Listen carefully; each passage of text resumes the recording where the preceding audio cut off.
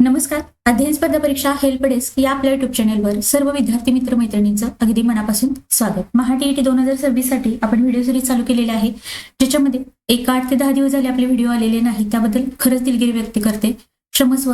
पण ते जे व्हिडिओ आहेत ते 8-10 जे व्हिडिओ आहेत तर ते तुम्हाला दिवसाला 2 व्हिडिओ वगैरे अशा पद्धतीने मी नक्की भरून काढेन. आणि इथून पुढे जे 28 जून पर्यंत जे किंवा 27 जून पर्यंत जे व्हिडिओ येतील तर ते सगळे पीवायक्यू बेस्ड असतील आणि रिव्हिजनच्या स्वरूपामध्ये एमसीक्यूच्या स्वरूपामध्ये असेल. म्हणजे थेरीची व्हिडिओ येणार नाही. थेरी तुमची जी असेल तर ती या पीवायक्यू आणि एमसीक्यू मधूनच कव्हर केली जाईल. त्यामुळे बघा, जे कोणी आज नव्याने पाहत आहेत चॅनल आणि ज्यांनी अजूनही चॅनल सबस्क्राईब केलेलं नाही त्यांनी चॅनल नक्की सबस्क्राईब करून ठेवा. आणि टीईटी झाल्यानंतरच लगेच आपल्या सीटीईटीची पण व्हिडिओ सिरीज चालू होणार आहे एसएसटी पेपर क्रमांक 2 साठी. त्यामुळं नक्कीच तुम्हाला सीटीईटी देणार असाल तरी या चॅनलवरून अगदी ऑथेंटिक डाटा मिळेल. तर या व्हिडिओ सिरीजमध्ये पेपर क्रमांक 2 एसएसटी समाजशास्त्र या विषयामध्ये पॉलिटी, भूगोल आणि इतिहास हा विषय पक्का करून घेण्यासाठी आपण ही व्हिडिओ सिरीज चालू केलेली आहे. आणि याच्यातून बघा तुम्हाला 100% आउटपुट भेटेल. आपण आता हे जे प्रश्न बघणार आहोत आताच्या सेशनला तर जवळजवळ 45+ क्वेश्चन आहेत. आणि सगळे क्वेश्चन 2014, 2016, 2018, 2021 मागचे जर पीवायक्यू तुम्ही काढून बघितले तर त्या सगळे पीवायक्यू आहेत. एकही एमसीक्यू किंवा इतर एक्स्ट्राचा क्वेश्चन ऍड केलेला नाही. सगळे परीक्षेला आलेले पीवायक्यू आहेत. त्यामुळं चॅनेल सबस्क्राईब करून ठेवाच, पण व्हिडिओ पण शेवटपर्यंत जरूर पहा. तुमच्या इतर मित्रमैत्रिणी आहेत त्यांना सुद्धा सजेस्ट करा. आणखी पीडीएफ असतील, हायलाइटेड पाठ्यपुस्तके असतील किंवा पीवायक्यू असतील, इतर जे मटेरियल असेल तर ते हवं असेल तर तुम्ही आपल्या टेलिग्राम चॅनल नक्की जॉईन करू शकता. तिथं एसएसटी पेपर क्रमांक 2 साठी जे आवश्यक मटेरियल आहे तर ते तिथं तुम्हाला दिलं जातं. तर पहिला प्रश्न बघूया आपण. खालीलपैकी कोणता शोध होल्ड माउंटने लावलेला आहे? 4 पर्याय दिलेले आहेत. पहिला, शरीरातील रक्त हृदयापासून निघून रक्तवाहिन्यांद्वारे सर्व शरीरभर पसरते. आता इनडायरेक्टली तर इथं तुम्हाला जे वाक्य दिलेलं आहे तर ते कशाचं दर्शवतं तर रक्ताभिसरणाचा जो शोध आहे तर त्याचं हे वाक्य दिलेलं आहे. रक्ताभिसरण आणि रक्ताभिसरणचा जो शोध आहे तर तो लावलेला आहे विल्यम हार्वे यांनी. कोणी लावलेला आहे? हार्वे. त्यामुळं पहिलं तर पर्याय आपला असणार नाही उत्तर. दुसरं, रसायनशास्त्र व औषधशास्त्र एकमेकांशी निगडीत आहेत तर हे पण नाही. डी बघू आपण. निसर्ग वैश्विक गुरुत्वाकर्षणाच्या सिद्धांतावर काम करतो. म्हणजे इनडायरेक्टली गुरुत्वाकर्षणाचा जो सिद्धांत आहे तर तो शोध जो आहे तर तो न्यूटनने लावलेला आहे. त्यामुळं होल्डमॉन्टचा हा शोध नाही. त्यामुळे डी पण आपलं कटलं.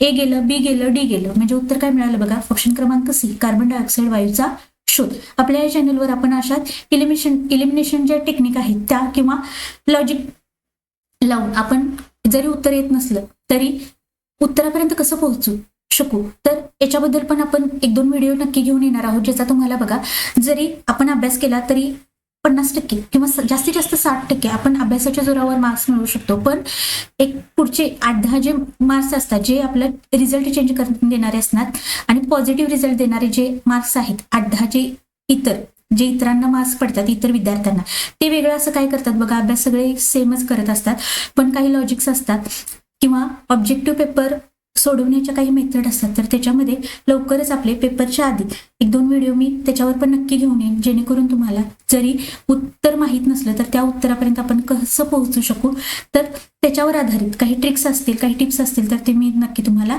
देण्याचा प्रयत्न करेन. प्रश्न क्रमांक 2 घेऊ आपण. पेट्रार्क, बोकॅशिओ, मॅकियावेली. टिंब हे या देशाचे साहित्यिक होते. आता 3 इथं साहित्यिक दिलेले आहेत. पेट्रार्क आहे, बोकॅशिओ आहे आणि मॅकियावेली आहे. तर त्यांचा देश विचारलेला आहे. पर्याय आहे इंग्लंड, फ्रान्स, इटली, जर्मन. आपण पेट्रार्क, बोकॅशिओ, मॅकियावेली जर पाठ्यपुस्तके तुम्ही वाचलात आणि जास्तीत जास्त बघा 10वीचं पाठ्यपुस्तक असेल त्याच्याबरोबर 12वीला असेल तर या प्रश्नाचा रेफरन्स तुम्हाला तिथे मिळून जाईल. तर ऑप्शन क्रमांक सी, पेट्रार्क, बोकॅशिओ, मॅकियावेली यांचा देश होता इटली. त्यामुळे उत्तर असेल ऑप्शन क्रमांक सी. नेक्स्ट 3 नंबरचा प्रश्न आहे. आणि ज्यावेळी आपण इतिहासाचा जो प्रश्न विचारण्याचा ट्रेंड आहे तर तो आपण ऑब्झर्व करतो किंवा अभ्यासतो त्यावेळी आपल्याला असं जाणवतं एकतर तुम्हाला जोड्याजुळवा प्रश्न विचारला जातो म्हणजे प्राचीन भारतातील काही स्थळ वगैरे असतील त्याच्याशी संबंधित किंवा इतिहासामध्ये खूप साऱ्या घटना आहेत ज्या घटना एक्झॅक्ट कोणत्या साली घडल्या, कोणत्या तारखेला घडल्या हे तुम्हाला उत्तरातून अपेक्षित नाही. आणि एवढ्या सगळ्या तारखा लक्षात ठेवणे पण तसं अशक्यच आहे. त्यामुळे बघा ती घटना कोणत्या घटनेनंतर कोणती घटना घडली किंवा त्याच्या आधी कोणती घटना घडली याचा सिक्वेन्स तरी तुम्हाला माहीत असतं न किंवा वाचत असताना त्या घटनाचा जो क्रम आहे तेवढा जरी तुम्हाला लावता आला तरी तुम्ही इतिहासाचे प्रश्न जे आहेत तर ते चांगल्या पद्धतीने टॅकल करू शकता. घटना वाचूया आपण. 4 घटना दिलेल्या आहेत. अ ब क ड 4 घटना दिलेल्या आहेत. 4 घटना जपानच्या संदर्भामध्ये आहेत. जर तुम्ही मागचे PYQ बघितलेत, आता इथं पण तुम्हाला जपान संदर्भामध्ये प्रश्न दिसतील. म्हणजे जपान या घटकावर तुम्हाला किंवा जपानबद्दल तुम्हाला प्रश्न विचारला जातो. आता उदाहरणार्थ सांगायचं झालं तर उगवत्या सूर्याचा देश कोणत्या देशाला म्हटलं जातं, तर जपानला म्हटलं जातं. हा पण जपानवर प्रश्न आलेला आहे. किंवा जपानमधील जे उद्योग समूह आहेत तर त्यांना झेबुत्सु म्हटलं जातं. हा पण PYQ आहे. म्हणजे जपानशी रिलेटेड तुम्हाला प्रश्न विचारले जातात. आता इथे 4 घटना दिलेल्या आहेत. अ ब क ड. तर आपण डायरेक्ट पहिलं अ बघा, कानागावा करार आहे. दुसरा आहे कोमोडोर पेरीचं एडो येथे आगमन आहे. तिसरा आहे जपानने कोरिया आणि फॉर्मोसा आपल्या आधिपत्याखाली घेतल्याने. ड आहे मेजी क्रांती. तुम्हाला इथं मी सिक्वेन्स दिलेला आहे. तर बघा, सुरुवातीला कमोडोर पेरूज जो आहे तर एडो हे ठिकाण आहे, इथं त्याचं आगमन झालेलं आहे. साल आहे 1853 आणि तो आल्यानंतर मग करार झालेला आहे. मग करार कानागावा करार 1854. 53ला तो आला, लगेच पुढच्या वर्षी करार झाला. त्याच्यानंतर मेजी क्रांती झाली आणि त्याच्यानंतर कोरिया व फॉर्मोसा जपानच्या ताब्यात आलेला आहे. ती घटना आहे 1895ची. म्हणजे सिक्वेन्स लावताना इथं पहिली घटना असेल आपली ब, त्यामुळं लगेच पर्यायाकडे यायचं. ब अच्या जागी ब कुठं कुठं दिसते बघायचं, तेवढेच पर्याय ठेवायचे, बाकीचे एलिमिनेट करून टाकायचे. ब ला अ इथं आता इथं बघा आपला पहिला पर्याय ब पाहिजे. म्हणजे इथं अ आहे, हा येणार नाही. इथं ड ला पण अ आहे, हा येणार नाही. आपण आता 50-50 वर आलो, ए आणि सी. आता इथून आपल्याला उत्तर शोधायचं आहे. 4 घटनाक्रमाने माहीत असणं अपेक्षित नाही. जोडा जुळवा किंवा अशा घटनाक्रमाने लावा. 2 घटना जरी कळल्या तर किंवा कोणत्या घटनेनंतर लगेच कोणती आहे तर त्याच्यावरून पण आपण डायरेक्ट उत्तर काढू शकतो. त्याच्यानंतर दुसरी घटना होती आपली कानागावा करार अ. म्हणजे ब नंतर आपल्याला लगेच अ पाहिजे, पण इथं बघा सी मध्ये ब नंतर ड दिलेलं आहे, त्यामुळे सी कटलं. त्यामुळे डायरेक्ट उत्तर मिळालं ब अ ड क. म्हणजे पहिली घटना कमोडोर पेरीचे एडो येथे आगमन, दुसरे आहे कानागावा करार, त्याच्यानंतर तिसरे आहे मेजी क्रांती आणि चौथी घटना आहे जपानने कोरिया आणि फॉर्मोसा आपल्या आधिपत्याखाली आणले. सिक्वेन्स कसा असेल ब अ ड क. ऑप्शन क्रमांक ए हे प्रश्न क्रमांक 3चं उत्तर असेल. त्याच्यानंतर प्रश्न क्रमांक 4 चुकीची जोडी ओळखा. हा पण ट्रेंड आहे. ज्या तुम्हाला साहित्यिक त्यांचे साहित्य दिले जातात, ग्रंथ दिले जातात, त्याच्यावरून चुकीची घटना ओळखायला सांगितली जाते. किंवा प्राचीन भारतामध्ये जर विचारलं तर तुम्हाला महाजनपदे जी आहेत तर त्यांच्या राजधानी वगैरे विचारल्या जातात. तर अशा पद्धतीनं तुम्हाला जो डाटा आहे तर तो त्याच्यामध्ये 3 पर्याय सेम असतात आणि 1 पर्याय चुकीचा असतो, तो आपल्याला ओळखायचा असतो. तर इथं बघा कॅम नक्रुमा घाना, जोमो केनेटा केनिया, रॉबर्ट मुगांबे झिम्बाब्वे आणि स्टॅनले इंग्लंड. तर कॅम नक्रुमा हे घानाचे होते, हे बरोबर आहे. केनेटा केनियाचे आहेत, हे पण बरोबर आहे. क लक्षात ठेवा. आणि मुगांबे झिम्बाब्वेचे आहेत, हे पण बरोबर आहे. आता स्टॅनले इंग्लंडचे नाहीत, तर इथं तुम्हाला दिलेलं आहे. स्टॅनले हे काय होते तर आफ्रिकेचे संशोधक होते आणि स्वातंत्र्य चळवळीचे नेते नव्हते. म्हणजे काय कळालं तर पहिले जे 3 दिलेले आहेत, नक्रुमा असेल, केनेटा असेल आणि मुगांबे असेल, तर हे काय होते तर नेते होते स्वातंत्र्य चळवळीतील. आणि हे कोण होते तर स्टॅनले कोण होते संशोधक होते. त्यामुळं आपला ऑड पर्याय असेल स्टॅनले इंग्लंड. त्यामुळे उत्तर काय असेल बघा ऑप्शन क्रमांक डी स्टॅनले इंग्लंड. त्याच्यानंतर प्रश्न क्रमांक 5 व्यापाराच्या वाढीसाठी चीनमधील युरोपीय व्यापाऱ्यांनी टिंबटिंब या नावाची व्यापारी संघटना स्थापन केली. पेकिंग, कोहोंग, नानकिंग आणि मांचू. तर चीनच्या अपुयुद्धावर तुम्हाला प्रश्न विचारलेला आहे. पहिलं युद्ध, दुसरं युद्ध, आणि त्याच्यामध्ये बघा नानकिंग अपुयुद्धाशी संबंधित आहे. आता इथं आपला प्रश्न काय आहे तर व्यापाराच्या वाढीसाठी चीनमधील युरोपीय व्यापाऱ्यांनी कोणती व्यापारी संघटना स्थापन केली, ज्याचं उत्तर असणार आहे ऑप्शन क्रमांक डी मांचू. आता पेकिंग, कोहोंग हे काय आहे तर हे तुम्हाला इथं समजेल. पेकिंग काय आहे बीजिंगचं जुनं नाव आहे. कोहोंग काय आहे चीनमधील व्यापारी संघटना आहे. नानकिंग काय आहे एक शहर आहे. आपलं उत्तर काय असणार आहे व्यापारी संघटना मांचू. त्याच्यानंतर पुढे 6 नंबरचा प्रश्न. इतिहास ज्यावेळी तुम्ही मागचे प्रश्न काढून बघितले तर तुम्हाला भूरूपे वगैरे विचारलं जातं. भूरूपे ओळखा किंवा भूगोलामध्ये भूरूपावर आधारित प्रश्न विचारला जातो आणि इतिहासामध्ये लोगो विचारण्याचा ट्रेंड आहे. भूगोलामध्ये आणखीन एक बघा उपकरणे जे आहेत, हवादाब मापक असेल, त्याच्यानंतर वायुदाब मापक असेल तर त्याच्यावर प्रश्न विचारलेले आहेत. त्यामुळं पाठ्यपुस्तकामध्ये ज्या ज्या इमेज दिलेल्या आहेत त्या स्किप करायच्या नाहीत जर मार्क्स मिळवायचे असतील तर. इथं तुम्हाला संयुक्त राष्ट्र, आता संयुक्त राष्ट्र ही जी आंतरराष्ट्रीय आणि जगातील सर्वात मोठी आंतरराष्ट्रीय संघटना आहे. संयुक्त राष्ट्राशी संबंधित 6 जे अंग आहेत, म्हणजे ज्याच्यामध्ये सचिवालय आहे, आमसभा आहे, आंतरराष्ट्रीय न्यायालय आहे, तर त्या 6 संघटना तुम्हाला अतिशय व्यवस्थित करायच्या आहेत. त्याच्यावर आलटून पालटून प्रश्न विचारलेले आहेत. आता इथं काय विचारलंय की संयुक्त राष्ट्राशी संलग्न जी संस्था आहे त्यापैकी कोणत्या संस्थेचं हे चिन्ह आहे. इथं पर्याय बघू आपण. एक जागतिक आरोग्य संघटना, बी आंतरराष्ट्रीय अणुऊर्जा आयोग, सी आहे आंतरराष्ट्रीय कामगार संघटना आणि डी आहे अन्न व शेती संघटना. तर हे जे चिन्ह आहे तर ते आहे जागतिक आरोग्य संघटना, ज्याला म्हटलं जातं WHO. आणि इथं त्याची डिटेल माहिती दिलेली आहे. जागतिक आरोग्य संघटना WHO. तर बघा सगळं आपण फॅक्ट्स बघून घेऊ. तर WHO ची जी स्थापना आहे तर ती 7 एप्रिल 1948 ला झालेला आहे. त्याचं मुख्यालय आहे जिनिव्हा, स्वित्झर्लंड येथे मुख्यालय विचारलं जातं. पालक संस्था म्हणजे WHO ही कोणाच्या अंडर काम करते तर संयुक्त राष्ट्रसंघ UN याच्या अंतर्गत काम करते. एकूण सदस्य देश किती आहेत WHO चे 194 आहेत. बोधवाक्य काय आहे? हेल्थ फॉर ऑल, सर्वांसाठी आरोग्य, हे बोधवाक्य आहे WHO. WHO दिवस 7 एप्रिल आणि 7 एप्रिल जागतिक आरोग्य दिवस म्हणून पण साजरा केला जातो. 7 एप्रिलवर प्रश्न आहे. सर्वोच्च निर्णय मंडळ कोणतं आहे WHO? World health assembly. आणि भारताची स्थिती काय आहे तर भारत WHO संस्थापक सदस्य देश आहे. आता कार्य काय आहे WHO? तर जागतिक आरोग्य संवर्धन करणे, रोग नियंत्रण, लसीकरण, पोषण, मातृ व बाल आरोग्य सांभाळणे, मानसिक आरोग्य सांभाळणे आणि महामारी नियंत्रणे. तर ही सर्व आरोग्याशी संबंधित कामे कोण करत असतं? WHO. आता बघा दक्षिण पूर्व आशिया प्रादेशिक कार्यालय कुठं आहे WHO? तर ते नवी दिल्ली इथे आहे. आणि उद्दिष्टे दिलेले आहेत. हे उद्दिष्टे आणि इथं तुम्हाला लोगो दिलेला आहे जो तुम्हाला ऍज इट इज तुम्हाला प्रश्नामध्ये विचारलेला आहे. तर अशा पद्धतीनं WHO शी संबंधित एवढी माहिती तुम्हाला लक्षात ठेवणे अपेक्षित आहे. 7 नंबरचा प्रश्न बघूया. आंतरराष्ट्रीय न्यायालयाच्या न्यायाधीशांची निवड करतात. जसं बघा संयुक्त राष्ट्र संघटनेची WHO संलग्न संस्था होती, तसं आंतरराष्ट्रीय न्यायालय UNचं किंवा संयुक्त राष्ट्र संघाचं एक महत्वाचं अंग आहे. इथं आंतरराष्ट्रीय न्यायालय, आमसभेवर प्रश्न येऊन गेलेला आहे, सचिवालयावर प्रश्न येऊन गेलेला आहे, इथं आंतरराष्ट्रीय न्यायालयावर प्रश्न येऊन गेलेला आहे. त्यामुळे संयुक्त राष्ट्रसंघ अतिशय व्यवस्थित आणि छान पद्धतीने करायचं. ज्याच्यावरचा प्रश्न आला तर अजिबात सुटणार नाही. आता बघा हे एवढे सगळे तुम्ही फक्त 6वी ते 10वी पाठ्यपुस्तकं अभ्यासलीत तर तुम्हाला अगदी चांगल्या प्रकारे 45 मार्कापर्यंत तुम्ही पोहोचू शकता. आणि 11वी 12वी जर तुम्ही प्रॉपर अभ्यासलं, इतिहास असेल, भूगोल असेल आणि नागरिकशास्त्र किंवा राज्यशास्त्र, तर त्याच्यातून तुम्हाला मग 50+ मार्क घ्यायचे असतील तर तुम्हाला 11वी 12वीची पुस्तके वाचणे मस्त आहे. तर बघा मुलांच्यासाठी आपण 6वी ते 10वीच्या पेड नोट्स अवेलेबल करून दिलेल्या आहेत.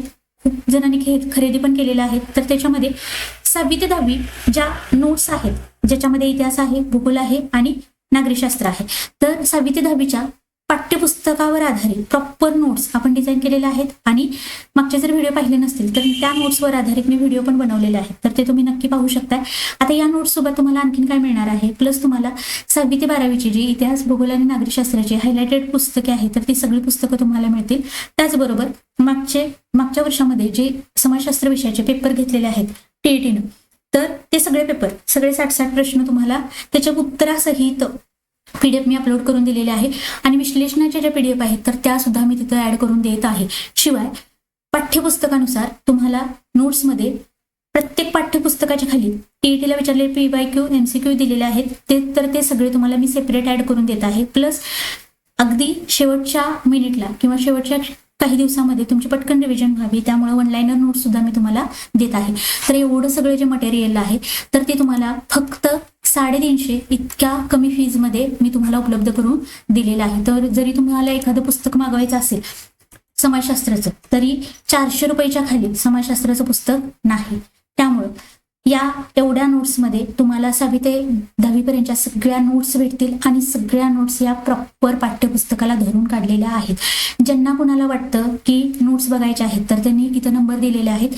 2 नंबर आहेत 92 84 71 13 20 आणि 93 70 51 66 15. कोणत्याही नंबरला तुम्ही मेसेज करू शकता, व्हॉट्सअप करू शकता. तुम्हाला सॅम्पल PDF पाठवले जातील. तुम्हाला आवडला तरच तुम्ही परचेस करू शकता.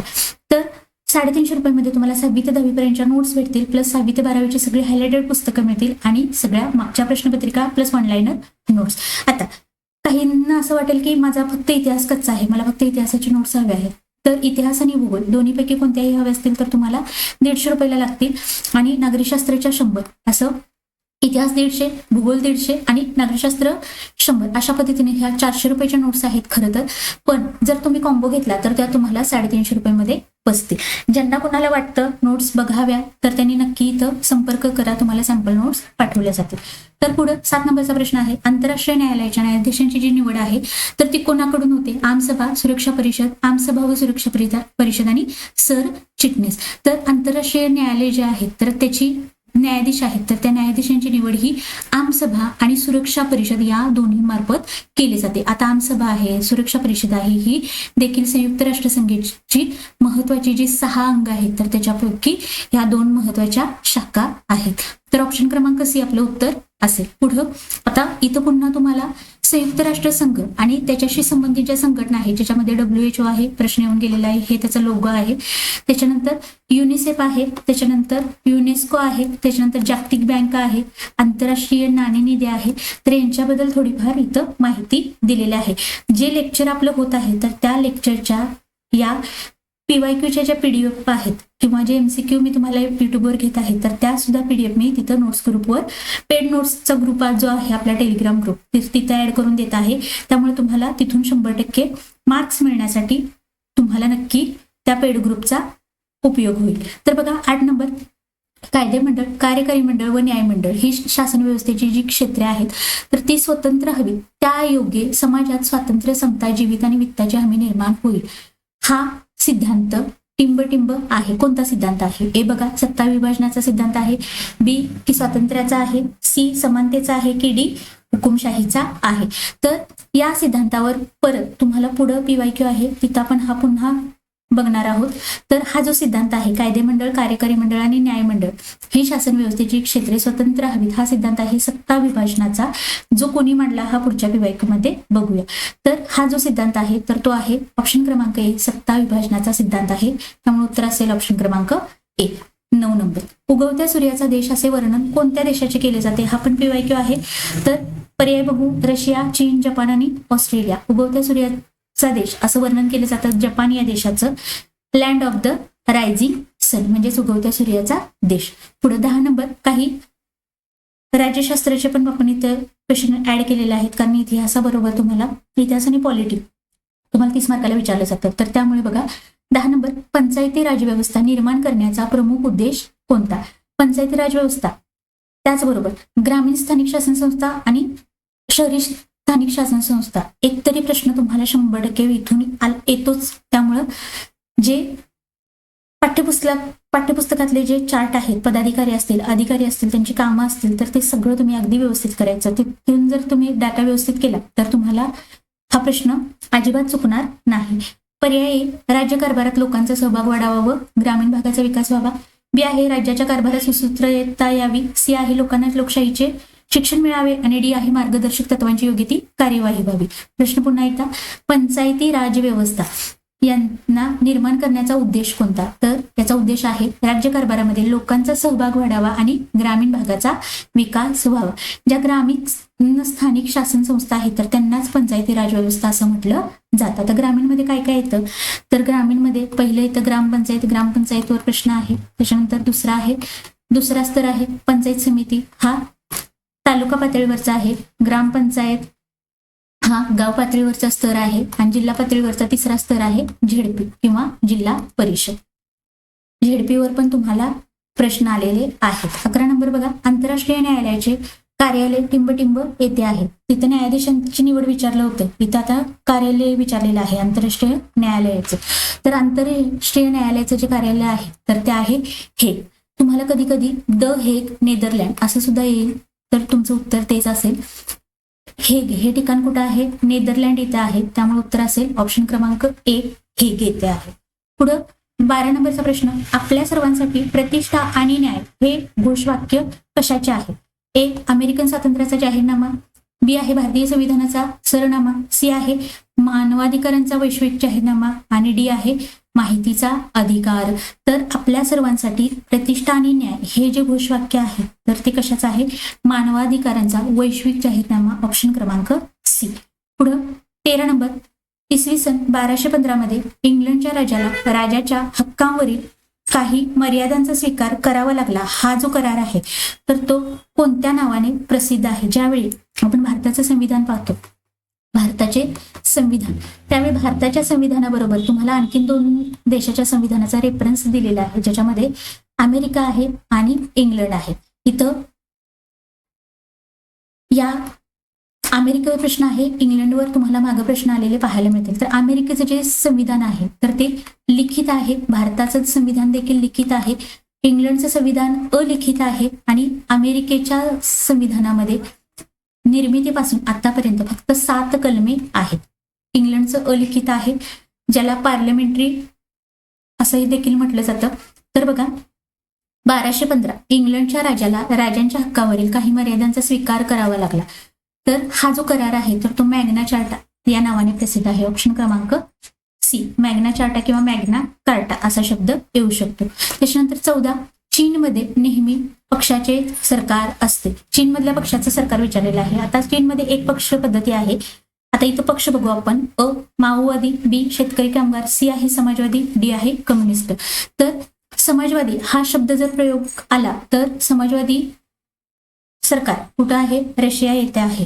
माओवादी नाही, शेतकरी कामगार नाही, समाजवादी नाही. तर चीनमध्ये कम्युनिस्ट पक्षाचे सरकार असते आणि एक पक्ष पद्धती आहे. ऑप्शन क्रमांक डी. Next 15 number. आता असे पण काही क्वेश्चन तुम्हाला सिच्युएशन क्रिएट करून विचारले जातात.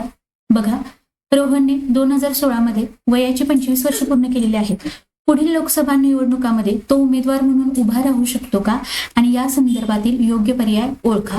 विधान अ, होय उभा राहू शकतो, ब नाही उभा राहू शकत नाही आणि क उत्तर देण्यास माहिती अपूर्ण आहे. तर इथं तुम्हाला लोकसभा, विधानसभा, राज्यसभा, विधान परिषद याची जे पात्रता आहे निवडणुकीसाठी उभे राहण्याची तर ती विचारली जाते. राष्ट्रपतींची पात्रता विचारली जाते, वयाची किती वर्ष पूर्ण असावीत. तर असा काही फॅक्च्युअल डाटा आहे जो ठरलेला आहे तर तिथूनच प्रश्न येतो. इथं आता लोकसभा विचारलेला आहे. तर लोकसभा किंवा विधानसभा यांचं जे निवडणुकीसाठी पात्रता वय आहे तर ते आहे 25 वर्ष.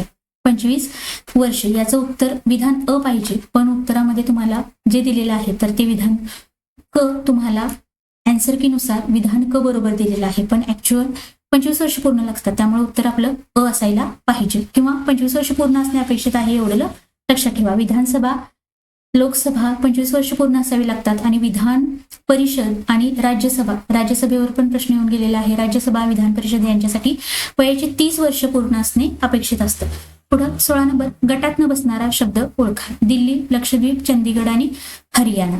दिल्ली, लक्षद्वीप, चंदीगड आणि हरियाणा आपण नजर टाकली तर तुम्हाला इथं दिल्ली, लक्षद्वीप आणि चंदीगड हे तिन्ही केंद्रशासित प्रदेश आहेत. चंदीगडवर पण प्रश्न विचारलेला आहे. हे तिन्ही केंद्रशासित प्रदेश आहेत. एकमेव इथं राज्य दिलेलं आहे हरियाणा, त्यामुळे उत्तर काय असेल आपलं हरियाणा. ऑप्शन क्रमांक डी. वेगळा घटक कसा काढला आपण तर 3 केंद्रशासित प्रदेश आहे आणि एकमेव राज्य आहे जे आपलं उत्तर असेल. ऑप्शन क्रमांक डी हरियाणा. पुढे प्रश्न क्रमांक 17, चंदीगड ही खालीलपैकी कोणत्या 2 राज्यांची राजधानी आहे? 2017चा PYQ आहे आणि वरचे आणि इथून पुढे होणारे सगळे PYQ आहेत. एकही इतर कोणताही क्वेश्चन ऍड केलेला नाही, त्यामुळे सगळे PYQ अगदी स्टार्ट टू एंड व्हिडिओ पहा. जेवढे काही प्रश्न आहेत तर ते तुम्ही नक्की अभ्यासा. त्या प्रश्नाला धरून मुद्दे अभ्यासा जेणेकरून तुम्हाला 100% आउटपुट भेटेल. 17 नंबरचा प्रश्न आहे, चंदीगड कोणत्या 2 राज्यांची राजधानी आहे? पंजाब राजस्थान, हिमाचल प्रदेश पंजाब, हिमाचल प्रदेश हरियाणा आणि पंजाब आणि हरियाणा. तर चंदीगड ही पंजाब आणि हरियाणा यांची संयुक्त राजधानी आहे किंवा दोन्ही राज्यांसाठी एकच राजधानी आहे. पंजाब आणि हरियाणासाठी चंदीगड. ऑप्शन क्रमांक डी. त्याच्यानंतर 18 नंबरचा प्रश्न, कायदे मंडळ, कार्यकारी मंडळ आणि न्यायमंडळ हे शासन यंत्रणेचे घटक एकमेकांपासून स्वतंत्र असावेत हा सत्ता विभाजनाचा सिद्धांत टिंबटिंब याने मांडला. आता इथं तुम्हाला बघा सत्ता विभाजनाचा सिद्धांत मागचा जर आपण प्रश्न अभ्यासला तर इथं तुम्हाला कोणता सिद्धांत आहे ते विचारलं होतं. आता इथं सत्ता विभाजनाचा सिद्धांत दिलेला आहे, कोणी मांडला आहे तर विचारलेला आहे, ज्याचं उत्तर असणार आहे ऑप्शन क्रमांक बी मॉन्टेस्क्यू. इथं व्हॉल्टेवर प्रश्न आलेले येऊन गेलेला आहे. बघा रुसोवर प्रश्न येऊन गेलेला आहे. रुसोवर 1-2 वेळा प्रश्न येऊन गेलेला आहे. सामाजिक करार पुस्तक आहे, एमिल ग्रंथ आहे रुसोचा, याच्यावर प्रश्न आलेले आहेत. थॉमस जेफरसनवर पण प्रश्न आलेले आहेत. तर बघा 18 नंबरचं जे उत्तर असेल 7 विभाजनाचा सिद्धांत मांडलेला आहे मॉन्टेस्क्यू. ऑप्शन क्रमांक बी. 10वीचं पाठ्यपुस्तक काढलं तर तुम्हाला रेफरन्स मिळून जाईल. 19 नंबर चुकीची जोडी ओळखा. युक्लिड बघा भूमितीशी संबंधित आहे, बरोबर जोडी आहे. त्याच्यानंतर आर्किमिडीस भौतिकशास्त्राशी संबंधित आहे, बरोबर आहे. हिपोक्रेटिस वैद्यकशास्त्राशी संबंधित आहे, बरोबर आहे. टॉलेमीचा संबंध इतिहासाशी नसून टॉलेमीचा जो संबंध आहे तर तो आहे खगोलशास्त्राशी. खगोलशास्त्राशी. याच्या आधी हॅले पण विचारलेला आहे. तुम्हाला 4 व्यक्ती दिलेल्या आहेत ज्याच्यामध्ये जोड्या जुळवा प्रश्नामध्ये हॅले खगोलशास्त्रज्ञ पण विचारलेला आहे. हॅलेचा धूमकेतूवरून आपण ते उत्तर काढू शकतो. म्हणजे बघा फॉर्मॅट ठरलेला आहे. तुम्हाला त्याच पद्धतीमध्ये किंवा जसं आपण चंदीगड बघितलं 2 वेळा प्रश्न आहे. काही मुद्दे आहेत तर जिथं प्रश्न रिपीट होतात आणि PYQ अभ्यासाचे का असतात बघा तर PYQ 100% रिपीट होतात. 100% रिपीट होतात. डायरेक्टली जरी रिपीट नाही झाले तर एखादा आता इथं चुकीची जोडी विचारलेली आहे म्हणजे इथं आपलं उत्तर असणार आहे टॉलेमी खगोलशास्त्रज्ञ. पण इतर जे 3 पर्याय आहेत तर त्या 3 पर्यायावर पुढे भविष्यात प्रश्न फ्रेम होऊ शकतो किंवा एखादा प्रश्न मागच्या एखाद्या पर्यायातून आलेला असतो. त्यामुळं नक्की PYQ तुम्ही 100% करा. तुम्हाला PYQतून 100% आउटपुट भेटतं. किती जरी तुम्ही कंटेंट वाचला थेअरी वाचली तर जोपर्यंत तुम्ही PYQ सोडवत नाही तोपर्यंत तुम्हाला 100% आउटपुट भेटत नाही. उत्तर काय असेल आपलं टॉलेमी खगोलशास्त्रज्ञ. त्याच्यानंतर पुढे 20 नंबरचा प्रश्न खालील घटनांपैकी गटात न बसणारी घटना शोधा. आता 4 घटना दिलेल्या आहेत आणि घटना न बसणारी गटात न बसणारी ओळखायची आहे. बघा अ इथिओपियावर इटलीचे आक्रमण, बी आहे ऑस्ट्रियावर जर्मनीचे आक्रमण, सी आहे मंचुरियावर जपानचे आक्रमण आणि डी आहे ग्रीस बल्गेरिया युद्ध. इथं बल्गेरिया हा शब्द पाहिजे. तर या 4 घटना दिलेल्या आहेत. या 4 घटनांपैकी जर 3 घटना आपण बाजूला काढल्या तर ए बी आणि सी या पहिल्या 3 घटना ए बी सी इथिओपियावर इटलीचे आक्रमण, ऑस्ट्रियावर जर्मनीचे आक्रमण आणि मंचुरियावर जपानचे आक्रमण तर ह्या 3 घटना दुसऱ्या महायुद्धाच्या दरम्यान घडलेल्या आहेत. दुसऱ्या महायुद्धाच्या. आता दुसरं महायुद्ध कधी झालं, पहिलं महायुद्ध कधी झालं तुम्हाला माहित पाहिजे. तुम्हाला पहिले महायुद्ध दुसरे महायुद्ध प्रश्न येऊन गेलेले आहेत. तर 1914 ते 1918 या दरम्यान 4 वर्षाच्या कालखंडामध्ये झालेलं आहे पहिले महायुद्ध. त्याच्यानंतर दुसऱ्या महायुद्धाची तारीख तुम्हाला माहित पाहिजे तर 1939 ते 1945 ते 1945 6 वर्षाच्या कालखंडामध्ये दुसरे महायुद्ध झालेलं आहे आणि ह्या 3 घटना या दुसऱ्या महायुद्धाच्या दरम्यान घडलेल्या आहेत.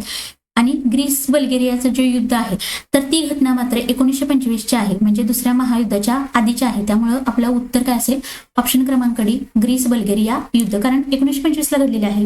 युद्ध आपलं चालू झालं 1939 आणि या 3 घटना ह्या 1939 ते 45च्या दरम्यानच्या आहेत आणि ही जी 4थी घटना आहे ग्रीस बल्गेरिया युद्ध 1925 असल्यामुळं ही आपली चुकीची जोडी असेल किंवा चुकीचा पर्याय असेल ऑप्शन क्रमांक डी. त्याच्यानंतर 21 नंबरचा प्रश्न भारतीय निमलष्करी दलात पुढीलपैकी कोणाचा समावेश होत नाही. आता इथं पहिला आहे गृहरक्षक दल ज्याला आपण होमगार्ड म्हणतो. बी आहे जलद सीमा सुरक्षा दल.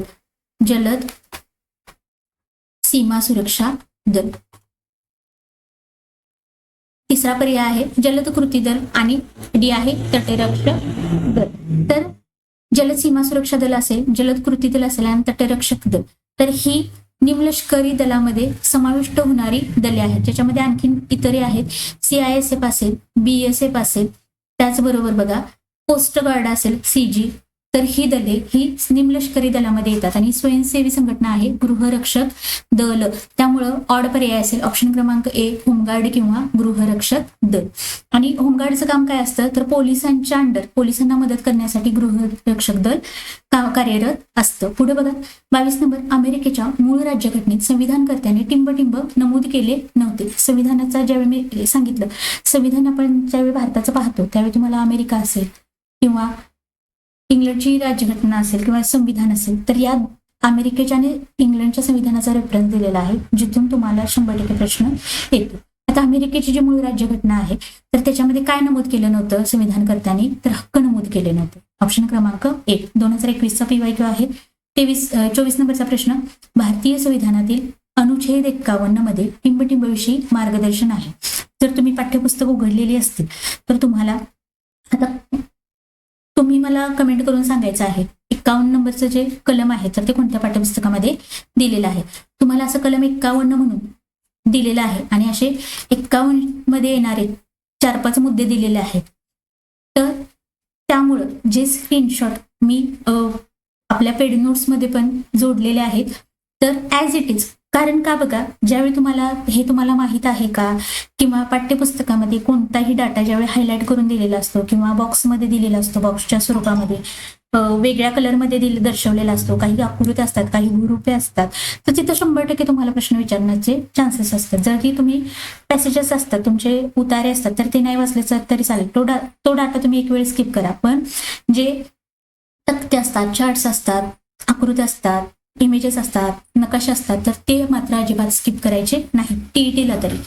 तर कलम 51चा संबंध आहे परराष्ट्र धोरणाशी. जवळजवळ 2 ते 3 वेळा हा प्रश्न रिपीट झालेला आहे. कलम 51 कशाशी संबंधित आहे, तर परराष्ट्र धोरणाशी. आता याच प्रश्नाला अनुषंगून किंवा या प्रश्नाच्या आधारे इतर जी काही महत्वाची कलमे आहेत, तर बघा, कलम 17 अस्पृश्यतेशी संबंधित आहे, त्याच्यानंतर कलम 14 समानतेशी संबंधित आहे, त्याच्यानंतर कलम 324 IMP आहे, प्रश्न विचारलेला आहे. कलम 324 याचा संदर्भ आहे निवडणूक आयोग. कलम 51 परराष्ट्र धोरण. तर ही कलमे तुम्हाला पाठ असणे अपेक्षित आहे.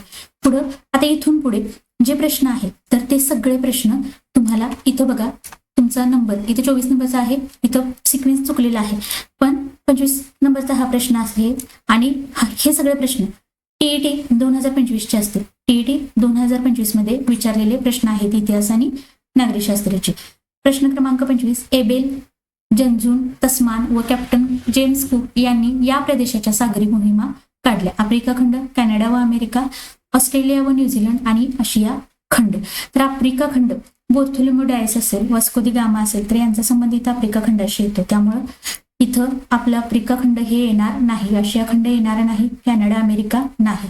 तर तस्मान आणि कुक यांनी ज्या सागरी मोहिमा काढलेल्या आहेत तर त्या ऑस्ट्रेलिया आणि न्यूझीलंडशी संबंधित आहेत. ऑप्शन क्रमांक 3. त्याच्यानंतर 26 नंबरचा प्रश्न, इथं तुम्हाला बोधचिन्ह विचारलेलं आहे. टीटी 2026चा प्रश्न, 2025चा प्रश्न. आता हा जो प्रश्न आहे तर 12वीचं जे पाठ्यपुस्तक आहे तर त्याच्यामध्ये शीतयुद्धाच्या दरम्यान जे झालेले करार आहेत, सिएटो आहे, सेंटो आहे, अँज्यूस आहे, तर आणि नाटो ही संघटना आहे, वारसा करार आहे, लष्करी दल आहे नाटो, तर याच्याशी संबंधित तुम्हाला हा प्रश्न विचारलेला आहे. 12वीच्या पाठ्यपुस्तकामध्ये याचा रेफरन्स तुम्हाला सापडतो. तर हे अँज्यूस कराराचं बोधचिन्ह आहे. आता अँज्यूस करार कुठं कुणाच्या दरम्यान झालेला आहे, तर बघा, अँज्यूस नावातच आहे अँज्यूस. इथं एनझेड म्हणजे न्यूझीलंड आहे, US म्हणजे युनायटेड स्टेट्स आहे आणि अमेरिका, अटलांटिक क्षेत्र येतं इथं, न्यूझीलंड येतं आणि युनायटेड स्टेट. इथं एच तुम्हाला मी रेफरन्स नंतर देईन, हे बाकीचं तर क्लिअर आहे. न्यूझीलंड आणि युनायटेड स्टेट नावावरून येतं ते. तर हे जे बोधचिन्ह आहे तर ते आहे अँज्यूस कराराचं. आणि ज्यावेळी तुम्ही 12वीचं पाठ्यपुस्तक उघडता तर तुम्हाला तिथं करार आहेत, बोधचिन्ह आहेत, ते करार का झालेले आहेत ते आहेत आणि त्या कराराची उद्दिष्टे अशा पद्धतीनं तुम्हाला डाटा 12वीच्या पाठ्यपुस्तकामध्ये दिलेला आहे. तर 16 नंबरचा प्रश्न, हडप्पा संस्कृतीच्या उत्खननात आढळणाऱ्या मुद्रा टिंबटिंब नावाच्या दगडापासून बनविल्या होतात. बेसॉल्ट, ग्रॅनाइट, स्टेटाइट आणि लाइमस्टोन. हडप्पा संस्कृतीच्या ज्या मुद्रा आहेत तर त्या स्टेटाइट या दगडापासून बनवल्या होत्या. ऑप्शन क्रमांक 3. 11वी इतिहास, प्राचीन भारताचा इतिहास किंवा 6वीच्या पाठ्यपुस्तकामध्ये पण प्राचीन भारताचा इतिहास दिलेला आहे, तर तिथं तुम्हाला याचा रेफरन्स मिळून जाईल. पुढं 17 नंबर, अचूक साखळी ओळखा. अचूक म्हणजे बरोबर. तर सम्राट अलेक्झांडर, तक्षशिला, कलिंगचं युद्ध. आता कलिंगचं जे युद्ध आहे तर ते अलेक्झांडरशी संबंधित नाही, तर ते अशोकाशी संबंधित आहे, त्यामुळं हा आपला पर्याय कटला. त्याच्यानंतर सम्राट अशोक, मगध सम्राट, इंडिकाचे लेखन. आता इंडिकाचं जे लेखन आहे तर मॅगस्थेनिसने केलेलं आहे, तिथं पण PYQ आहे मॅगस्थेनिस, त्यामुळं हा तिसरा पर्याय आपला कटला. त्याच्यानंतर 4था पर्याय, सेक्युलस निकेटर, सिकंदरचा सेनापती आणि धनानंदचा पराभ. धनानंदचा पराभ जर तुम्ही अभ्यासला असेल प्राचीन भारताचा इतिहास, तर धनानंदचा जो पराभव आहे तर तो मौर्याने केलेला आहे, चंद्रगुप्त मौर्य. त्यामुळं ऑप्शन क्रमांक 4 पण आपला कटला. आपण इलिमिनेशन टेक्निक वापरून 3 पर्याय काढून टाकले, किचकट होता प्रश्न आणि उत्तर आपल्याला मिळालेलं आहे डायरेक्ट. ऑप्शन क्रमांक 2 चंद्रगुप्त मौर्य, जुनागड जवळ सुदर्शन तलाव. ऑप्शन क्रमांक 2 हे आपलं चूक उत्तर असेल. त्याच्यानंतर पुढीलपैकी चुकीची जोडी ओळखा. आता तुम्हाला व्यक्ती दिलेले आहेत आणि त्यांचे ग्रंथ दिलेले आहेत. पाणिनीचा अष्टाध्यायी ग्रंथ बरोबर आहे, त्याच्यावर पण PYQ येऊन गेलेला आहे. कालिदासाचा रघुवंश बरोबर आहे, मागचं शिशुपालवध बरोबर आहे, भारवीचा कुमार संभव. आता ही जोडी चुकीची आहे. तर भारवीचा कुमार संभव नाही, तर कुमार संभव या ग्रंथाचे लेखक आहेत कालिदासच. कालिदासांची नाटके पण प्रसिद्ध आहेत, त्याच्यावर पण प्रश्न विचारला जातो. तर कुमार संभव हे कुणाचं पुस्तक आहे? कालिदास यांचं. त्यामुळे उत्तर आपलं असेल ऑप्शन क्रमांक 1 चुकीची जोडी. त्याच्यानंतर पुढे अष्टप्रधान मंडळ. छत्रपती शिवाजी महाराजांचा इतिहास ज्यावेळी आपण अभ्यासतो त्यावेळी अष्टप्रधान मंडळ, ज्याच्यावर तुम्हाला 100% प्रश्न येतो, मंत्री, अमात्य आणि सुमंत. आणि पेपर क्रमांक 1 साठी सुद्धा अतिशय महत्वाचा आहे अष्टप्रधान मंडळ. तर बघा, मंत्री, अमात्य आणि सुमंत यांचं काम काय आहे? राज्याचा जमा खर्च. मंत्री यांचं काम काय आहे? पत्रव्यवहार सांभाळणे. त्याच्यानंतर अमात्य यांचं काम काय आहे? राज्याचा जमा खर्च पाहणे. आणि सुमंतांचं काम काय आहे? परराज्याशी संबंध ठेवणे. उत्तर कसं येईल? 3, 1, 2 ऑप्शन क्रमांक 1. परत एकदा बघा, मंत्री पत्रव्यवहार सांभाळणे, अमात्य जमा खर्च पाहणे आणि सुमंत आहे परराज्याशी संबंध ठेवणे. त्याच्यानंतर पुढे दत्ताजी आणि नानकोजी शिंदे यांना उत्तरेमध्ये पाठविण्यात आलं, त्याचं कारण विचारलेलं आहे. 1 अब्दालीचे पारिपत्य करण्यासाठी, 2 आहे चौथाई व सरदेशमुख वसूल करण्याच्या संध्या मिळवण्यासाठी, 3 आहे पंजाबवरील पकड घट्ट करण्यासाठी व नजीब खानाचे पारिपत्य करण्यासाठी, आणि 4 आहे दिल्लीवर आक्रमण करण्यासाठी. मुघल काळ. आता मध्ययुगीन भारताचा जो इतिहास आहे, इयत्ता 7वी पाठ्यपुस्तक किंवा 4थीच्या पाठ्यपुस्तकामध्ये याचा रेफरन्स तुम्हाला मिळून जाईल. दत्ताजी आणि जानकोजी शिंदे यांना उत्तरेमध्ये का पाठवण्यात आलं? तर पंजाबवरील पकड घट्ट करण्यासाठी आणि नजीब खानाचे पारिपत्य करण्यासाठी. ऑप्शन क्रमांक 3. 23 नंबर. पुढचा प्रश्न घ्या. व्यक्तीच्या मूलभूत हक्कांचा भंग झाल्यास न्यायालयाकडे दाद मागता येते, कशाच्या अंतर्गत? हा नागरिकशास्त्राचा प्रश्न आहे किंवा राज्यशास्त्र. 1 संविधानात्मक उपाययोजनेचा हक्क, 2 आहे धार्मिक स्वातंत्र्याचा हक्क, 3 आहे सांस्कृतिक व शैक्षणिक हक्क आणि 4 आहे समानतेचा हक्क. तर मूलभूत हक्क बघा, संविधानाने आपल्याला काही मूलभूत हक्क दिलेले आहेत, काही मार्गदर्शक तत्त्वे दिलेली आहेत आणि काय दिलेले आहेत? मूलभूत कर्तव्य. तर जे मूलभूत हक्क आहेत तर ते व्यक्ती जन्माला आल्यानंतरच, म्हणजे ते त्याला मिळालेच पाहिजेत, बंधनकारक असतात. मूलभूत हक्क कसे असतात? बंधनकारक असतात. आणि ते जर मिळाले नाहीत तर व्यक्ती काय करू शकतो? न्यायालयाकडे धाव घेऊ शकतो. असे जे मूलभूत हक्क आहेत तर ते त्या मूलभूत हक्कांचा भंग झाल्यास व्यक्ती न्यायालयाकडे दाद मागू शकते. कोणत्या अधिकारांतर्गत? संविधानात्मक उपाययोजनेचा हक्क. ऑप्शन क्रमांक 1. पुढं महाराष्ट्र विधान परिषदेसंदर्भात पुढीलपैकी चुकीचे विधान ओळखा. जिथं जिथं विधान परिषद अस्तित्वात आहे तर तिथं द्विगृही मंत्रिमंडळ आहे. 6 राज्यामध्ये अशी परिस्थिती आहे ज्याच्यामध्ये आपलं महाराष्ट्र येतं. आणि बाकीचे जे राज्य आहे तर तिथं फक्त विधानसभा अस्तित्वात आहे. आता विधान परिषद असावी किंवा नसावी हा पर्टिक्युलर त्या राज्याचा डिसिजन असतो. त्यामुळे महाराष्ट्रानं विधान परिषद स्वीकारलेली असल्या कारणाने विधानसभा आणि विधान परिषद असं आपलं विधिमंडळ आहे. पहिलं, विधान परिषद पूर्णतः बरखास्त होत नाही. विधान बरोबर आहे. जसं केंद्रामध्ये राज्यसभा कार्यरत असते त्याच पद्धतीनं राज्यामध्ये विधान परिषद कार्यरत असते. विधान परिषद हे विधिमंडळाचे दुसरे सभागृह आहे. बरोबर. विधान परिषदेतील ठराविक सदस्य दर 2 वर्षांनी निवृत्त होतात व तेवढेच पुन्हा नव्याने भरले जातात, हे पण बरोबर आहे. आणि 4, अँग्लो इंडियन समाजास पुरेसे प्रतिनिधित्व नसल्यास त्या समाजाचा एक प्रतिनिधी राज्यपाल विधान परिषदेवर नेमतात. तर हे विधान चुकीचं आहे. ऑप्शन क्रमांक 4. चुकीचं विधान निवडायचं होतं. ऑप्शन क्रमांक 4. पुढे 1914 ते 1918 पहिले महायुद्ध झालं. 3 विधानं दिलेत, पहिल्या महायुद्धाशी संबंधित आहेत. 12वीचा इतिहास, त्याच्यामध्ये तुम्हाला पहिलं महायुद्ध, दुसरं महायुद्ध डिटेल, पहिल्या महायुद्धामध्ये दुसऱ्या महायुद्धामध्ये ज्या गोष्टी घडल्या किंवा जे करार घडले, ज्या आंतरराष्ट्रीय संघटना स्थापन झाल्या त्यांची माहिती, भारताची भूमिका, या सगळ्या गोष्टी डिटेल दिलेल्या आहेत. त्यामुळे 12वीचे पाठ्यपुस्तक जर तुम्ही वाचलं तर इथे तुम्हाला 10वीच्या पाठ्यपुस्तकामध्ये पण आहे, पण डिटेल तुम्हाला 12वीत माहिती दिलेली आहे. तर 1914 ते 1918 या कालखंडात पहिलं महायुद्ध झालं, अगदी बरोबर. बी किंवा ब विधान, पहिल्या महायुद्धात Britain, France, Russia, Italy, America हा मित्र राष्ट्रांचा गट होता, हे पण विधान बरोबर आहे. आणि क विधान, पहिल्या महायुद्धात जर्मनी, ऑस्ट्रिया, हंगेरी, तुर्कस्तान आणि बल्गेरिया हा मध्यगत राष्ट्रांचा गट होता, तर हे पण विधान बरोबर आहे. असं तुम्हाला बॉक्स करून माहिती पाठ्यपुस्तकामध्ये दिलेली आहे. त्यामुळं पाठ्यपुस्तकं वाचणे तुम्हाला 100% वाचायचीच आहेत. तुम्हाला जर मार्क्स मिळवायचे असतील, टीईटी जर पहिल्या प्रयत्नामध्ये क्लिअर करायचे असेल किंवा मागे तुम्ही टीईटी दिलेली असेल आणि सुटत नसेल पेपर, तर तुम्हाला पाठ्यपुस्तकं वाचावीच लागतात. तुम्ही पाठ्यपुस्तकं वाचली तर तुम्हाला खूप जास्त चान्सेस वाढतात पासिंगचे. त्यामुळं नक्की वाचा. आता इथे तुम्हाला मित्रराष्ट्र असतील, त्याच्यानंतर शत्रुराष्ट्र असतील, इथे तुम्हाला असं चार्टमध्ये अगदी व्यवस्थित जो डाटा तुम्हाला चार्टमध्ये दिलेला आहे, तर तो तुम्हाला टीईटीला सारखा विचारलेला पाहायला मिळेल. आणि ज्यांना आता 1 महिन्यामध्ये शक्य नाहीये पाठ्यपुस्तकं सगळी 12वी पर्यंत कव्हर करणं, तर त्यांनी आपल्या नोट्स खरेदी करू शकते. 350 मध्ये खूप सारं मटेरियल तुम्हाला दिलेलं आहे. व्हिडिओ बघा. एखादी बॅच तुम्ही आता घेतली तर महिनाभरामध्ये तुम्हाला 100-150 व्हिडिओ बघून होणार नाहीत. पण वाचनासाठी वेळ कमी लागतो व्हिडिओ बघण्याच्या तुलनेमध्ये. जर तुम्ही 1 तासाचा व्हिडिओ बघितला तर त्याच्यामध्ये 20 पानाच्या माहितीचा डाटा कव्हर केला असेल, तर त्या 1 तासामध्ये तुमची 30 ते 40 पानं वाचून होतात. त्यामुळं तुम्ही आता जास्तीत जास्त रीडिंगवर फोकस करा आणि फक्त पीवायक्यूचे वगैरे अनालिसिसचे व्हिडिओ बघा आणि नोट्स वगैरे किंवा पाठ्यपुस्तके जरी वाचलात तरी तुम्हाला 100% आउटपुट भेटेल. पुढचा प्रश्न, भारताच्या संविधानातील मार्गदर्शक तत्वामधील कलम टिंबटिंबनुसार परराष्ट्र धोरणाची व्यापक चौकट स्पष्ट करण्यात आलेली आहे. परत एकदा प्रश्न रिपीट झालाय. परराष्ट्र धोरणाशी संबंधित कलम आहे कलम 51, ऑप्शन क्रमांक 2. नेक्स्ट, मॅकमोहन रेषा या 2 देशांमधील आंतरराष्ट्रीय सीमेशी संबंधित आहे. तर मॅकमोहन रेषा जी आहे तर ती भारत आणि चीन यांच्या दरम्यान आहे. याची पण तुम्हाला माहिती 12वीच्या पाठ्यपुस्तकामध्ये दिलेली आहे. त्यामुळं तिथून तुम्ही डाटा जरी केला तरी तुम्हाला याचा रेफरन्स भेटून जाईल. मॅकमोहन रेषा जी आहे तर ती कोणत्या 2 देशांदरम्यान आहे? भारत आणि चीन. त्याच्यानंतर पुढे, भारतीय संविधानाच्या कलम 324 नुसार स्वायत्त यंत्रणेची निर्मिती झाली. कलम 324 मगाशी जी कलमी सांगितलीत मी, तर तिथं मी त्याचा उल्लेख केला होता.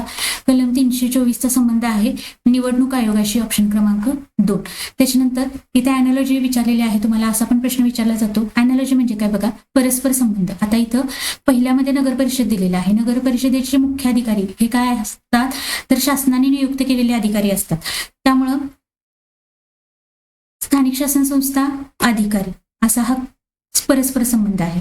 तसंच आता सेम इकडे परस्पर संबंध शोधायचा आहे. मनपाचं काय असू शकतं तर मनपाचं जे शासन नियुक्त अधिकारी असतात तर ते असतात मनपाचे आयुक्त असतात. मनपाचे आयुक्त असतात. आता बघा, छोट्या गोष्टी आहेत पण त्या जर तुम्हाला बेसिक माहित असल्या तर तुम्हाला प्रश्न अजिबात चुकत नाही. आता इथं खूप जणांनी मनपाचा आयुक्त करून आले, मनपाचं महापौर केलेलं आहे. तर बघा, पदाधिकारी आणि अधिकारी दोन्ही मधला डिफरन्स तुम्हाला पाठ्यपुस्तकामध्ये पण सेपरेट चार्ट दिलेले आहेत, पदाधिकारी आणि अधिकारी. तर ते पदाधिकारी कोण असतात? जे निवडून गेलेले असतात तर ते पदाधिकारी असतात. आणि अधिकारी कोण असतात तर ज्यांची निवड राज्य शासनाकडून केली जाते, परीक्षा घेऊन केली जाते, तर ते अधिकारी असतात. आता याच्यामध्ये अधिकारी आणि पदाधिकारी फक्त आता इथला जर फरक आपण बघितला तर नगर परिषद बघा, नगर परिषदेचे जे निवडून गेलेले प्रमुख असतात त्यांना आपण नगराध्यक्ष म्हणतो, उपनगराध्यक्ष म्हणतो, तर ते पदाधिकारी झाले आणि मुख्याधिकारी हे अधिकारी झाले. जसं मनपाचं पदाधिकाऱ्यांचा आपण विचार केला तर पदाधिकारी महापौर असतो आणि अधिकारी विचारात घेतला तर मनपाचा आयुक्त असतो. आता मुख्य कार्यकारी अधिकारी हे कशाचे अधिकारी आहेत तर ते झेडपीचे अधिकारी आहेत. आणि अध्यक्ष, झेडपीला पण अध्यक्ष असतात, नगराध्यक्ष, नगरपालिकेला पण अध्यक्ष असतात, तर हे पदाधिकारी असतात, पदाधिकारी. त्यामुळं अधिकारी आणि पदाधिकारी या दोन्ही शब्दातला तुम्हाला डिफरन्स प्रॉपर कळाला तर हा प्रश्न चुकत नाही. अशा पद्धतीनं जवळजवळ 45 क्वेश्चन आपण पीवायक्यू घेतलेले आहेत आणि ज्याच्यातून तुम्हाला बऱ्यापैकी माहिती क्लिअर झालेली असेल. आणि एवढे मुद्दे आता तुम्ही काय करायचं आहे बघा, असेच आपले पुढचे लेक्चर पण असणार आहेत. आधी मी तुम्हाला पीवायक्यू देईन, इतिहासाचे थोडे, भूगोलाचे थोडे, पॉलिटिक्सचे थोडे, आणि त्याच्यानंतर आपण सगळे 2013 पासून 2025 पर्यंत सगळे प्रॉपर 60 प्रश्न अनालिसिस करू. म्हणजे एवढे जरी तुम्ही प्रॉपर फॉलो केलं, चॅनल जरी फॉलो केलं 27 जून पर्यंत, तरी तुम्हाला एक 7 ते 8 किंवा 10 मार्क तुमचे नक्की वाढून जातील आपल्या या सिरीजमधून. तर आज काय करायचं आहे, तुम्ही परत एकदा सिरीज तुम्ही बघू शकता स्पीड वाढवून. सगळे मुद्दे फक्त लिहून काढा, सगळा प्रश्न लिहायची गरज नाही, सगळे मुद्दे लिहून काढा आणि तेच पाठ्यपुस्तकातून वाचा. एवढं जरी केलं, पीवायक्यूला धरून जरी तुम्ही अभ्यास केला आणि पीवायक्यूचे मुद्दे जरी तुम्ही त्याचे पीवायक्यू असतील, पीवायक्यूचे पर्याय असतील, तर तेवढे जरी मुद्दे आता शेवटच्या दिवसामध्ये तुम्ही केले तर तुम्हाला खूप चांगला सराव तुमचा होईल आणि त्याच्यावर पकड येईल तुमची पीवायक्यूवर आणि त्याच्यातूनच प्रश्न रिपीट होत असतात. त्यामुळं त्याच्यावर एखादे प्रश्न आले तर ते अजिबात तुमचे चुकणार नाहीत आणि 100% प्रश्न येतात. त्यामुळं अशाच पद्धतीने आपली सिरीज आता इथून पुढे पण चालू राहणार आहे. त्यामुळे नक्की चॅनल अजूनही सबस्क्राईब केलं नसेल तर सबस्क्राईब करा, टेलिग्राम चॅनल जॉईन करा आणि ज्यांना खरंच वाटतं आपला महिनाभरामध्ये अभ्यास होणे शक्य नाही तर त्यांनी बिनधास्त डोळे झाकून तुम्ही माझ्या गॅरंटीवर नोट्स परचेस करू शकताय. 350 रुपयाला तुम्हाला कॉम्बो मिळेल. शेवटच्या काही दिवसामध्ये अगदी पटपट रिव्हिजन करण्यासाठी तुम्हाला वन लाईनर नोट्स सुद्धा मी येतेनुसार देत आहे. तर त्या मिळतील. PYQ सेपरेट म्हणजे 2014, 2016, 2018, 2020, 2024, 2025 असे एकत्र PDF मी दिलेले आहेत. तिथं बघा 300-400 प्लस क्वेश्चन आहेत. त्या क्वेश्चनमधून तेवढे जरी केले तरी तुम्हाला आरामात 40 पर्यंत तुम्ही पोहोचू शकता. आणि प्रॉपर नोट्स वाचल्या, पाठ्यपुस्तके 11-12ची वाचली आणि सगळे PYQ केले तर तुम्हाला मी गॅरंटी देते तुम्हाला 50+ मार्क आरामात पडतात. 60 पैकी 50+ मार्क या नोट्समधूनच आपल्या असतील. आणि त्यामुळं नक्की ज्यांना वाटतं त्यांनी नोट्स नक्की परचेस करा. ज्यांना नोट्स बघायचे आहेत त्यांनी सुद्धा किंवा नोट्स परचेस करण्यासाठी सुद्धा या दोन्हीपैकी कोणत्याही नंबरवर तुम्ही व्हॉट्सअप करा. तुम्हाला नोट्स पाठवल्या जातील. आवडल्या तर तुम्ही नक्की परचेस करा. चालेल. अजूनही ज्यांनी लाईक केलं नसेल तरी लाईक जरूर करा. कारण बघा तुमचं एक लाईक आम्हाला मोटिवेशन देतं. त्याचबरोबर तुमच्या एका लाईकमुळं आणखीन 1-3-4 मुलांच्या पर्यंत हा व्हिडिओ प्रोव्हाइड करतात किंवा रिकमेंड केला जातो युट्यूबकडून. आणि त्यामुळं व्ह्यूज जे बघणाऱ्यांची संख्या आहे तर ती वाढते. त्यामुळे नक्की चॅनल लाईक करा अजूनही केलं नसेल तर. आणि चॅनल सबस्क्राईब पण करून ठेवा. पुन्हा भेटू एका नवीन व्हिडिओ सोबत, खूप साऱ्या PYQ सोबत. तोपर्यंत धन्यवाद. छान राहा, छान अभ्यास करा. तोपर्यंत धन्यवाद.